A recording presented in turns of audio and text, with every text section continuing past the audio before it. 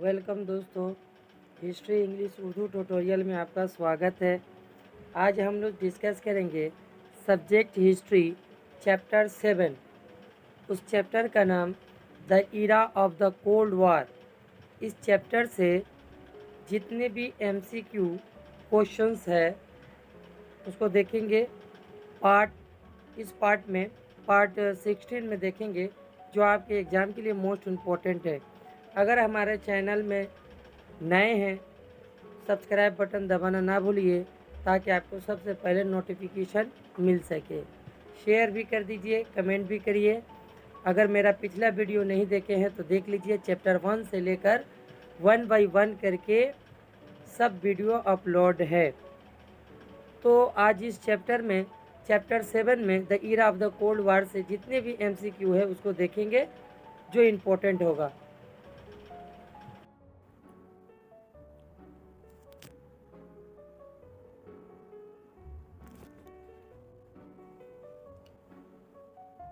History chapter 7 the era of the cold वार। इस बाब से कम 4 सवाल पूछे जाते हैं, तो इस चैप्टर से जितने भी MCQ है पढ़ कर जाना बेहतर होता है। तो इस चैप्टर से पहला सवाल है, who first use the term cold war. Cold war का लफ्ज सबसे पहले किसने इस्तेमाल किया था? तो ऑप्शन दिया है Bernard Baruch, Walter Lippmann, George Orwell, Winston Churchill. तो इसके सही ऑप्शन है ऑप्शन सी, जॉर्ज ऑरविल ने सबसे पहले कोल्ड वार का टर्म यूज़ किया था। 2 नंबर जो सवाल है, who promulgated the term cold war. Option दिया है Bernard Baruch, Walter Lippmann, George Orwell, Winston Churchill. तो ऑप्शन बी होगा इसका जवाब, वॉल्टर लिपमैन। ये दोनों सवाल इम्पोर्टेंट है। 3 नंबर जो सवाल है,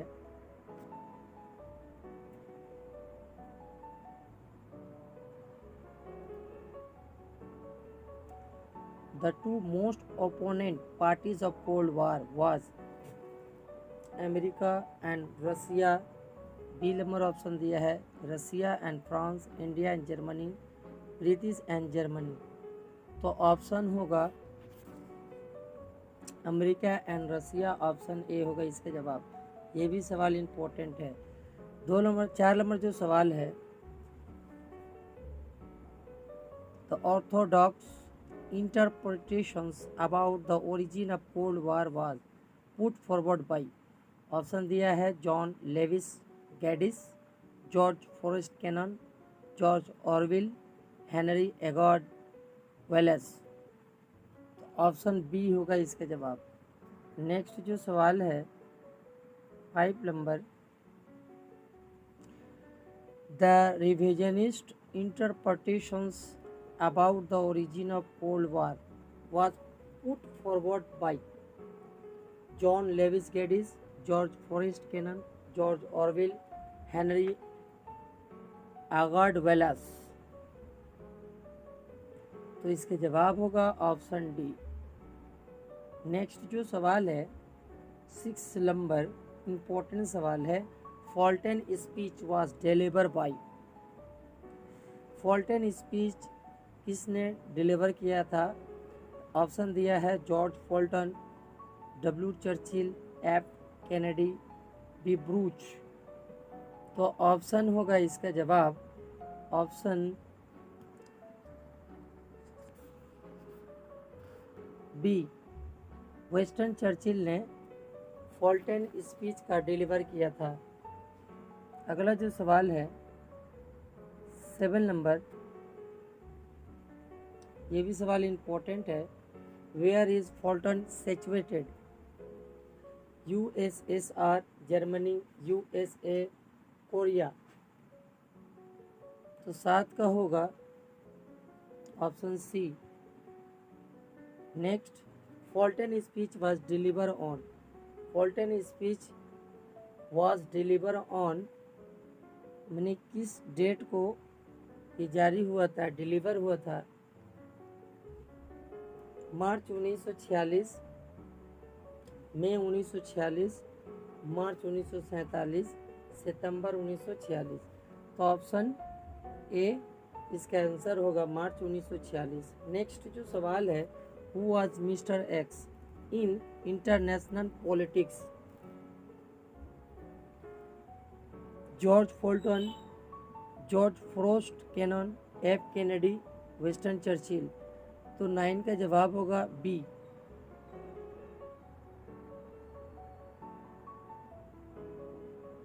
दस नंबर सवाल है, all of the following incidents are example of the cold war except the. तो इसका जवाब होगा ऑप्शन ए।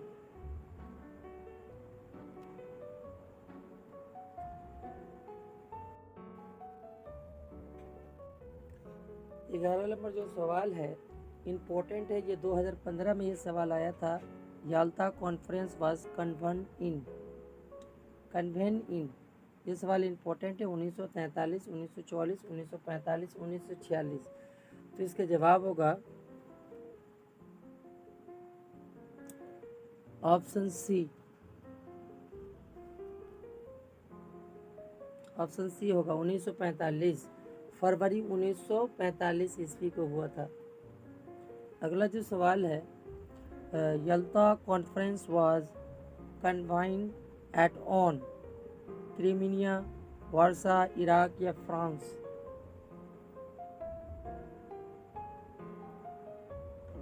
इसका ऑप्शन होगा ऑप्शन ए। नेक्स्ट जो सवाल है, where did the Yalta conference take place? ये सवाल इम्पोर्टेंट है। याल्टा कॉन्फ्रेंस कहाँ हुआ था? Poland, Russia, Germany, the United state.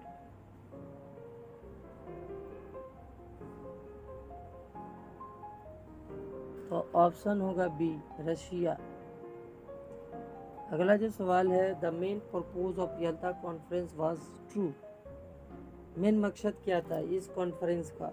Discuss plans for invention of France, issue the Atlantic charter, decide how to partition Poland, talk about the future of eastern Europe. तो इसका सही जवाब होगा option D. 15 number जो सवाल है, ये सवाल इम्पोर्टेंट है, who was non participant in Yalta conference? USSR, Germany, USA या ब्रिटेन? इसका जवाब होगा Germany, option B. Who was non participant in Yalta conference? Stalin, Roosevelt या चर्चिल या टर्मन? तो 16 का जो सवाल है, ये भी सवाल इम्पोर्टेंट है दोनों, 15 और 16। 16 का आंसर होगा ऑप्शन डी, टर्मन। 17 नंबर जो सवाल है वीवीआई है, who were the big three at Yalta? किनको कहा जाता है big three at Yalta conference के दरमियान में? स्टालिन, टर्मन या Churchill? Stalin, Truman, Italy, Stalin, Roosevelt and Churchill, Roosevelt, Truman and Italy.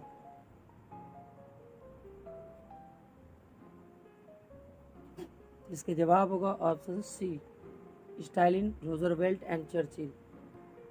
Next जो सवाल है, at Yalta how many zones was it propose to split German into? 2, 3, 4 या 5? 18 के जवाब होगा option C, 4। What was the name of government propose at Yalta for Poland? तो 19 का option C इसका आंसर होगा, government of national unity.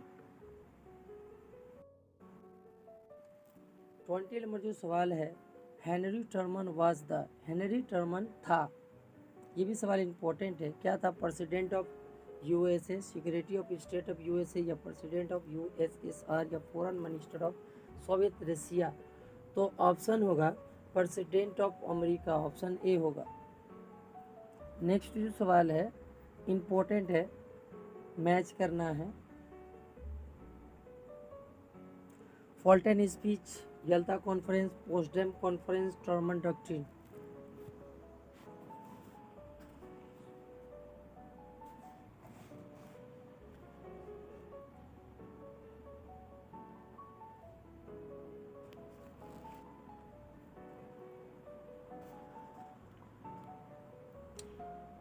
Phaltan speech जो हुआ था 1947 ऑप्शन सी में, याल्टा कॉन्फ्रेंस बी 1945 और पोस्टडम कॉन्फ्रेंस ऑप्शन ए में होगा फरवरी 1945। लास्ट में जो बच गया 4 का डी जो होगा 1946। इस तरह से मैच करने के बाद तो ऑप्शन डी में ये आंसर होगा। नेक्स्ट जो है ये भी जो मैच करना है, Henry Truman, Joseph Stalin, Maxim और विंस्टन चर्चिल। तो हेनरी ट्रूमन जो थे प्रेसिडेंट ऑफ अमेरिका थे।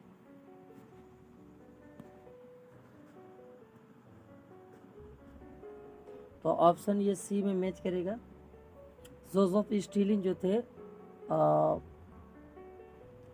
प्रेसिडेंट ऑफ रसिया, मैक्सिम जो थे फॉरेन मिनिस्टर ऑफ रसिया और विंस्टन चर्चिल जो थे prime minister of Britain, option B में। इस तरह से ऑप्शन ये जो होगा ऑप्शन डी होगा, मैच करेगा। इस तरह से हर एग्ज़ाम में आपको एक या दो मैच करने को आता है। इस तरह से क्वेश्चन प्रैक्टिस करना बेहतर होता है, ये इम्पोर्टेंट भी था। अगला जो सवाल है, the Potsdam conference was held in the year. ये 2016 का सवाल है, ये सवाल इम्पोर्टेंट है। पोस्टडम कॉन्फ्रेंस कब हुआ था? 1943, 1944, 1945, 1947। तो 23 नंबर का जो जवाब होगा 1945, ऑप्शन सी होगा। जुलाई 1945 में हुआ था। नेक्स्ट जो सवाल है, who were the big three at Potsdam? Stalin, Truman, Churchill, Stalin, Truman, Attlee, Stalin, Roosevelt and Churchill, या रूजवेल्ट, ट्रूमन, एटली। तो इसका ऑप्शन होगा B, Stalin, Truman, Attlee, option. ये सवाल इम्पोर्टेंट है ये भी। 25 नंबर जो सवाल है, the Potsdam conference was held to नेगोटाइट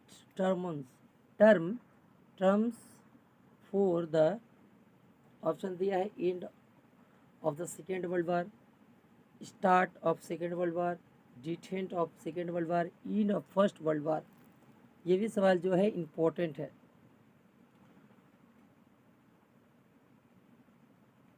तो इसका जवाब होगा option A, end of second world war.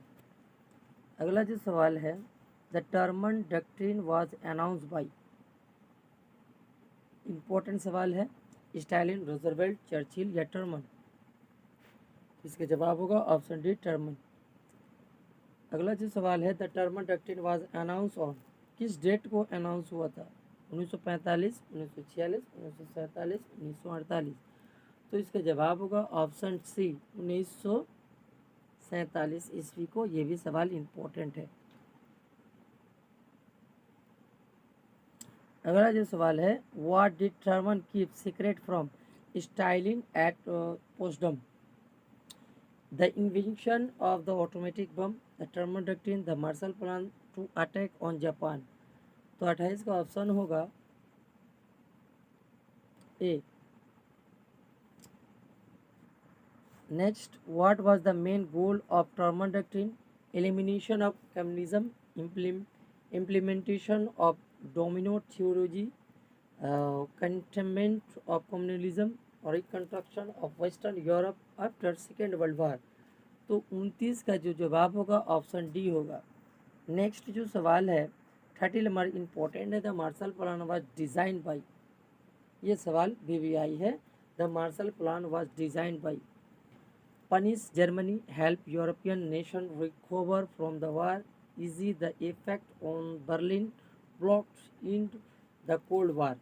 तो इसका सही जवाब होगा option B. Next, Marshall plan of America was accepted by. तो इसका 10 कंट्री या 15 कंट्री या 16 country, none of the European country. तो ऑप्शन होगा सी, 16 कंट्री।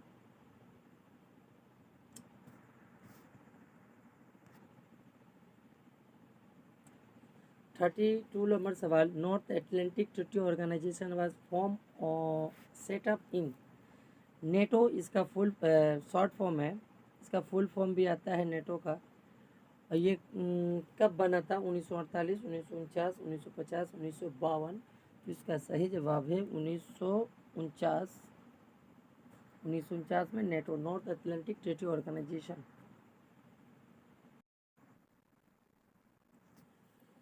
33 नंबर जो सवाल है, NATO was consisting on how many members are country?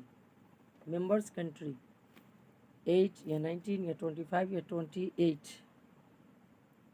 ये भी सवाल आपके लिए इम्पोर्टेंट है। तो 33 नंबर का जवाब डी होगा 28। नेक्स्ट जो सवाल है, the South East Asian Treaty Organisation was sign in 1952, 1954, 1956, 1957। तो इसका जवाब होगा 34 नंबर का ऑप्शन बी होगा। 1954 ईस्वी में ये ऑर्गेनाइजेशन साइन किया गया था। 34 और 33 ये इम्पोर्टेंट है। नेक्स्ट जो सवाल है 35 number, METO and CENTO was form in. METO और सेंटो वाज, ये कहाँ पर कायम हुआ था? Western Europe, Middle East, Eastern Europe, South East Asia. तो 35 का नंबर जवाब होगा option Middle East, option B होगा। Australia, America and New Zealand military alliance name was, ये भी सवाल इम्पोर्टेंट है। एंजूस, मेडो या नेटो या सेंटो? तो 33 नंबर का जवाब होगा ऑप्शन ए, एंजूस। 37 नंबर सवाल है 1995, in 1995 METO was sign in Baghdad, Germany, Syria, Corfu. तो 37 नंबर का जवाब होगा option A, Baghdad. Next, Warsaw pact was sign in the Poland in the year. ये सवाल इंपॉर्टेंट है। 38 नंबर, वर्सा पैक्ट कब हुआ था? 1952, 1955, 1956, 1957। तो 38 नंबर का जवाब होगा ऑप्शन बी, 1955 ईस्वी में हुआ था। 39 नंबर जो सवाल है, the Warsaw pact was sign as an as a counter balance to B.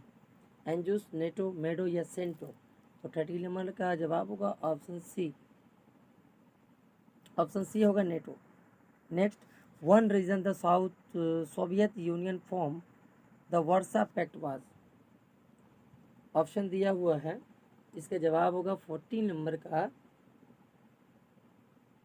C, limit the threat of invention from western European.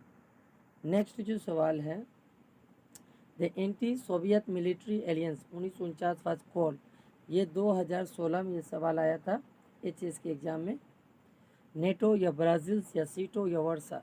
तो 41 का जो जवाब होगा ऑप्शन बी होगा, Brussels. Berlin block was held on July 1948। Russia, Germany, America या France? तो option A होगा रसिया।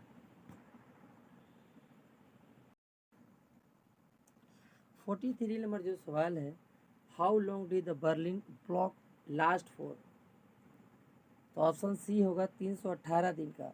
Next, Berlin block was finished in. Berlin block जो है कब इसका खात्मा हुआ? तो इसका जवाब होगा ऑप्शन दिया है 48, 49 या 50। 1948, 1949 या 1950 या नेवर? ऑप्शन बी होगा 1949 में बर्लिन ब्लॉक वाज फिनिश्ड इन 1949।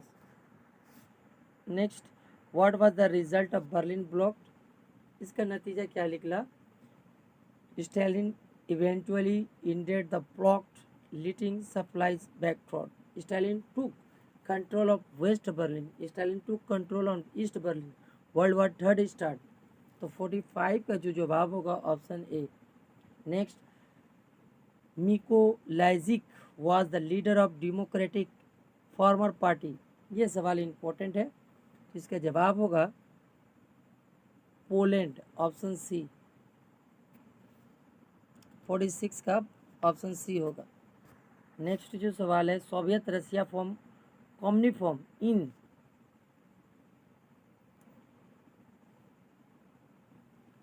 ये भी सवाल इम्पोर्टेंट है। 47 नंबर, अक्टूबर 1947, मई 1947, सितंबर 1947, सितंबर 1946। तो ऑप्शन सी होगा इसका जवाब 1947।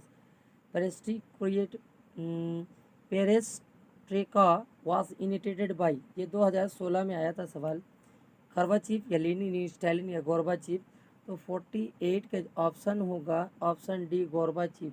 नेक्स्ट, ये भी सवाल इम्पोर्टेंट है। ग्लासनोस्ट वाज इनिटेटेड बाई, गोरबाचीफ, लेनिन या स्टालिन या गोरबाचीफ। गोरबाचीफ और गोरबाचीफ लिखा हुआ है, तो 49 का डी होगा गोरबाचीफ।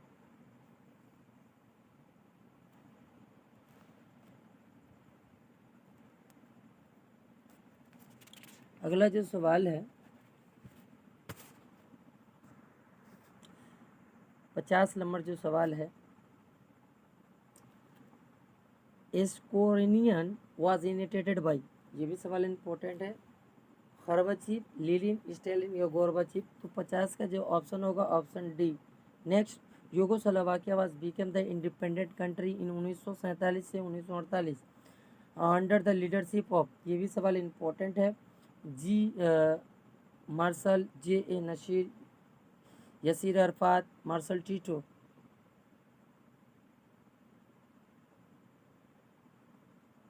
तो इसका जवाब होगा 51 का option D, Marshal Tito. Nasser was the president of, इसका सही जवाब होगा अब्दुल नसीर का, वो प्रेसिडेंट थे ऑप्शन सी, इजिप्ट के।